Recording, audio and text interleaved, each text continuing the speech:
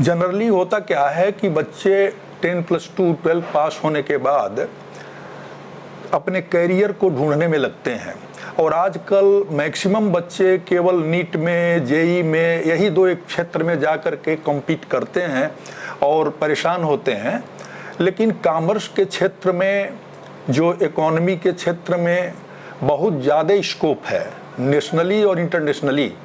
यहाँ पर अभी भारत में कुल मिला जुला करके आपके 10 लाख अकाउंटेंट हैं, जबकि हमें करोड़ों की ज़रूरत है। नमस्ते दोस्तों, हमारे फेसबुक पेज हम सब की बात में आप सब लोग का स्वागत है। आप देखते होंगे, लोगों से मिलता रहता हूँ, उनसे बातें करता रहता हूँ, उनकी बातें रिकॉर्ड करता हूँ, आपको सुनाता हूँ, आपको अच्छा लगता है वो लाइक, कमेंट और शेयर करते हैं। हमारे साथ एक्सपर्ट है अकाउंट के फील्ड के अंदर। बहुत सारे लोग जो है ना अपना लाइफ सेटल करना चाहते हैं, बहुत सारा पैसा कमाना चाहते हैं, नाम कमाना चाहते हैं। आज समझेंगे सर, अगर कोई बच्चा पढ़ाई के क्षेत्र में अकाउंटेंसी में आगे बढ़ना चाहता है, उसको कौन सा कोर्स करना चाहिए, बहुत सारी चीज़ें। पूरा वीडियो देखिए, पक्का आपको अच्छा लगेगा। सर जी, हमारा फेसबुक पेज चलता है, यूट्यूब चैनल भी है, उस पर आपको स्वागत करते हैं। पहले अपना परिचय दीजिए, फिर बहुत सारी बातें करने जा रहे हैं सर। मैं एस पांडे, मैं institute of cost and management accountant का फेलो मेंबर हूँ, कंपनी सेक्रेटरी भी किया हुआ है और यहाँ Gorakhpur chapter of cost accountant 1996 में बना, तो उसके फाउंडर मेंबर भी हूँ, जो ब्रांच खुला। इसके पहले यहाँ गोरखपुर में कंपनी सेक्रेटरी और सीए चार्टर्ड अकाउंटेंट का कोई ब्रांच नहीं था और मैंने इसको पायनियरिंग करके पूरे इस पूर्वांचल में प्रचलित किया और आज के दिन में गोरखपुर में चार्टर्ड अकाउंटेंट का भी चैप्टर बना हुआ है, कंपनी सेक्रेटरी का भी खुल गया है, क्लासेस चलते हैं और ये भी चल रहा है। जनरली होता क्या है कि बच्चे 10+2 12 पास होने के बाद अपने कैरियर को ढूंढने में लगते हैं और आजकल मैक्सिमम बच्चे केवल नीट में, जेई में, यही दो एक क्षेत्र में जा कर के कम्पीट करते हैं और परेशान होते हैं। लेकिन कॉमर्स के क्षेत्र में, जो इकोनॉमी के क्षेत्र में बहुत ज़्यादा स्कोप है नेशनली और इंटरनेशनली। यहाँ पर अभी भारत में कुल मिला जुला करके आपके 10 लाख अकाउंटेंट हैं, जबकि हमें करोड़ों की ज़रूरत है। पूरे भारत में सिर्फ 10 लाख अकाउंटेंट हैं? हाँ, 10 लाख सीए और सीएमए दोनों मिला के। अच्छा, सीएमए और सीएमए अंतर क्या होता है? अब बता रहे हैं हम। अब होता क्या है कि शुरू में 1959 में हमारे भारत के पार्लियामेंट में से एक पास किया गया स्टैट्यूटरी रिजोल्यूशन, जिसमें चार्टर्ड अकाउंटेंट इंस्टीट्यूट बना और उसके बाद जो है एक कास्ट अकाउंटेंट प्रोफेशन आया, जो जा करके आपके 1969 में जा करके इसका इनेक्टमेंट हुआ। तो होता क्या, और कंपनी सेक्रेटरी 1975 में हुआ। तो जैसे मेडिकल के क्षेत्र में तमाम सारे स्पेशलाइजेशन वगैरह चलते हैं, वैसे ही यहाँ पर भी तमाम स्पेशलाइजेशन की आवश्यकता पड़ी।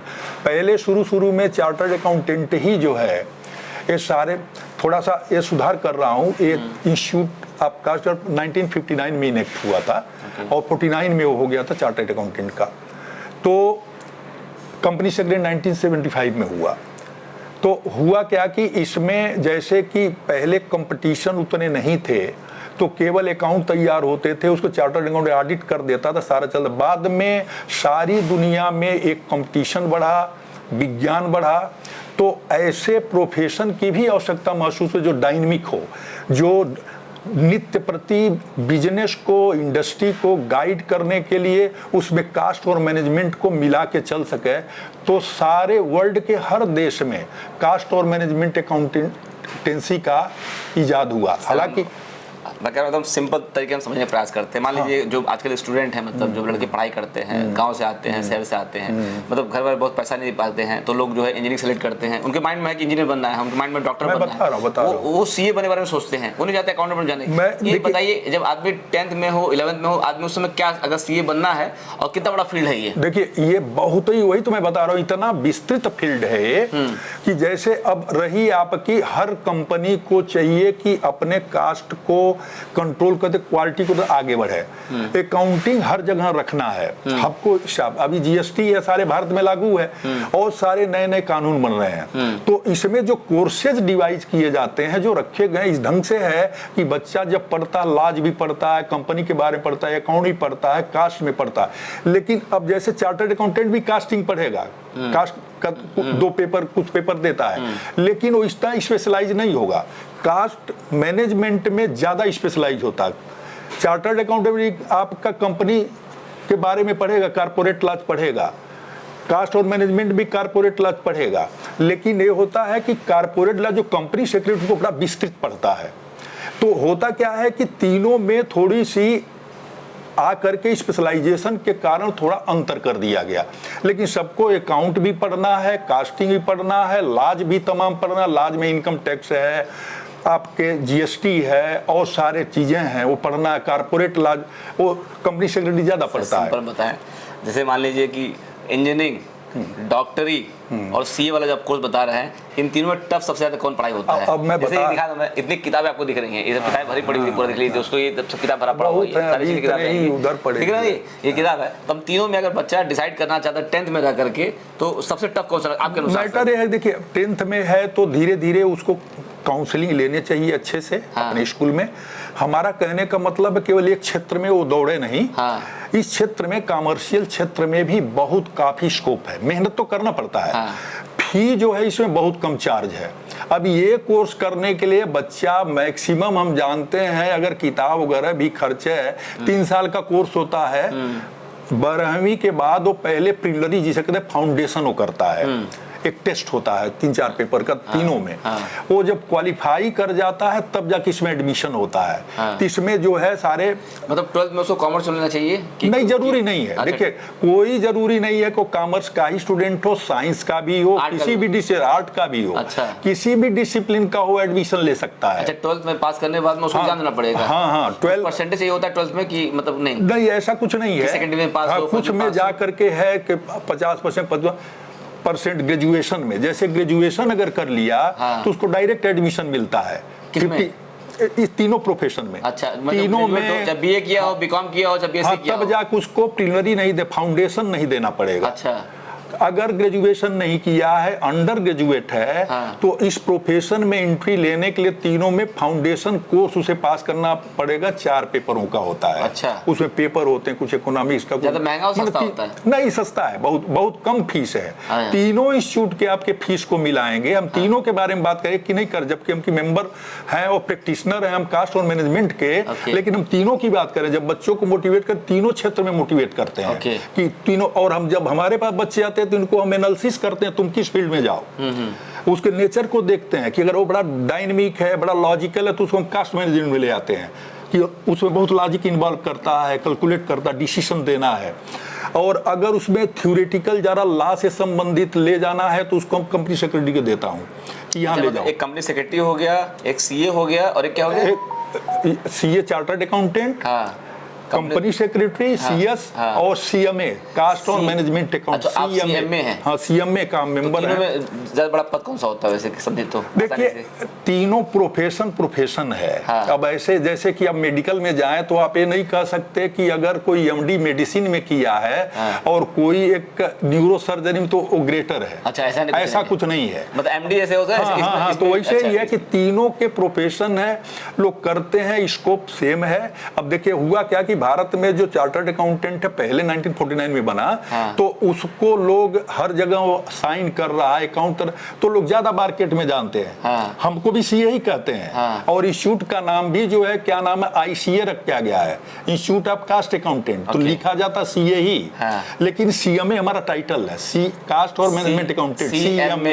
एक सीएस होता है, एक सीएमए हो गया, CS company secretary, CA chartered accountant, CMA cost and management accountant. CMA बनने के लिए ऐसे बताया आपने जो है 12th पास कोई कर लिया कॉमर्स से, तीनों के लिए बता रहा हूं। ठीक है, हम समझते हैं, मतलब 12th पास कर लिया उसने, अकाउंट से कर लिया उसने, जो एग्जाम दिया 4 पेपर वाला प्राइमरी। हाँ, अगर इसमें आना डिसिप्लिन में तो फाउंडेशन वो पास कर ले, पास कर लिया, ठीक है। फाउंडेशन करने के बाद फिर इस कोर्स में जो इंटरमीडिएट होता है, फिर फाइनल होता है। जैसे सीएमए में 8 पेपर इंटरमीडिएट, 8 पेपर फाइनल में। ओके। तो वो जब करेगा, पास करेगा, तो जब इंटर पास करे उसकी सर्टिफिकेट अलग आएगी, फाइनल का उसका अलग है। फाइनल होने के कहते हैं पूरे इंडिया में बनता रिजल्ट बनता है तो 4% 5% बनता है। भाई टफ है। देखिए बात यह है, मेहनत करनी पड़ती है, ऐसा नहीं है। ये जो है क्या नाम है, बहुत सारे लोग बात पक जाता है इस पढ़ाई करते नहीं, अब मेहनत तो करना पड़ा। अभी देखिए हम लोग जब कर रहे थे तो मैक्सिमम जो रिजल्ट का परसेंटेज था 3-4%, 5% था और बहुत टफ था, पोस्टल थे। अभी आपके सैटेलाइट क्लासेज हैं, तो वहाँ मटेरियल है। इसी गोरखपुर जैसे जगह पर देखिए लोग कोचिंग कर रहे हैं, बच्चे का निकल रहे हैं, लोग सीए भी ज़्यादा निकल। अब कोरोना के पहले कुछ एक बार सीए इंस्टीट्यूट ने निकाल दिया 30% रिजल्ट। सारी इंडस्ट्री अनाइड हो गई कि हम क्लर्क नहीं रखने के लिए बने हैं, अच्छा, हम सीए रखते हैं। आप लोग 30% रिजल्ट बना दोगे। अच्छा, तो ये कहाँ से कर दिए।